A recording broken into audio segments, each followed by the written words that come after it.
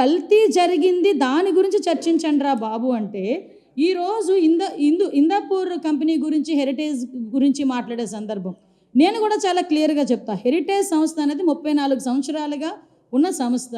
ఈ రోజు వరకు హెరిటేజ్ సంస్థ నుంచి ఏ ప్రభుత్వ రంగ సంస్థలకి కూడా ఎటువంటి సరఫరా కూడా జరగలేదు. నెయ్యి ఎటువంటి సరఫరా, ఏ దేవాలయాలకి నెయ్యి సరఫరా జరగలేదు. వాళ్ళొక సిద్ధాంతం పెట్టుకున్నారు. వాళ్ళ కంపెనీ నుంచి ఎటువంటి ఏ దేవాలయాలకి కూడా నెయ్యి సరఫరా చేయకూడదని సిద్ధాంతం పెట్టుకున్నారు. వీళ్ళు ఏదైతే ఇందాపూర్ కంపెనీ గురించి మాట్లాడుతున్నారో ఆ కంపెనీ నుంచి హెరిటేజ్, అది కూడా ఉత్తర భారతదేశంలో చీజ్, అదేవిధంగా స్కీమ్డ్ మిల్క్, అదేవిధంగా కొంత పన్నీరు వాళ్ళు హెరిటేజ్ వాళ్ళు కొనుగోలు చేశారే తప్పించి హెరిటేజ్ వాళ్ళు ఏది కూడా సరఫరా చేయలేదు. దేనికండి ఇంత రాద్ధాంతం చేస్తున్నారు? అసలు దానికి దీనికి సంబంధం ఏంటి?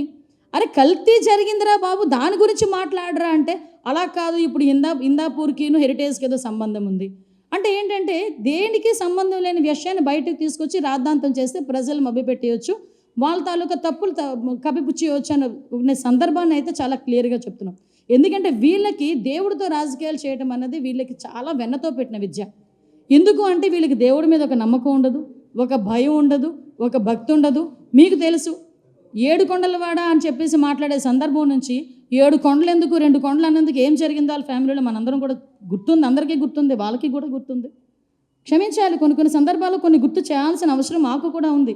ప్రజలకు రిజిస్టర్ అవ్వాలి. ఇది ఈరోజు ఎంతో పవిత్రంగా భావించే ఆ లడ్డు, తిరుపతి లడ్డు అంటేనే చాలా పవిత్రంగా భావించే తిరుపతి లడ్డు, అటువంటి తిరుపతి లడ్డూని కూడా కల్తీ నెయ్యి అనేకన్నా రసాయనాల ముద్ద అనొచ్చేమో. ఎందుకనంటే అందులో నెయ్యే లేదు.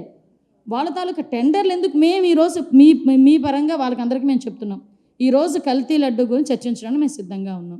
ఎందుకు టెండర్లు మార్చారో చర్చిద్దాం రండి, ఎందుకు కొన్ని టెండర్ని డైల్యూట్ చేశారో చర్చిద్దాం రండి, ఎందుకు అంటే కంపెనీల్లో కూడా అసలు పాలకు సంబంధించిన ప్రొక్యూర్మెంట్ అవసరం లేదని అవి కూడా ఎందుకు పెట్టారో అది కూడా చర్చిద్దాం రండి.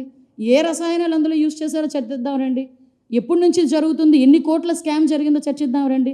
మేము అన్నిటికీ చర్చించడానికి రెడీగా ఉన్నామని మేము చెప్తున్నాం. బీఎస్సీలో ఎటువంటి నిర్ణయం తీసుకున్న నిర్ణయాన్ని కట్టుబడి ఉంటామని మేము చెప్తున్నాం. ఇవన్నీ పక్కన పెట్టి ఈరోజు అబద్ధాలని, అవాస్తవాలని ప్రజల ముందు ఉంచేదానికి చేస్తున్న ప్రయత్నం చూస్తూ ఉంటే నిజంగా ఒక పక్క సిగ్గు అనిపిస్తుందండి. ఏదో ఒక జంతువు బురదలో పొర్లి బయటకు వచ్చి అందరికీ అంటించడానికి విధులిస్తుందట. ఆ పరిస్థితి అలా ఉందన్నమాట వీళ్ళ పరిస్థితి. అంటే అక్కడ వాళ్ళ బురదలో ఉండిపోయిన సంగతి తెలిసి కూడా అందరికీ బురద అంటించేస్తే మేము కూడా సంతోషంగా ఉంటాము. అదొక సైకిక్ నేచర్ అనమాట.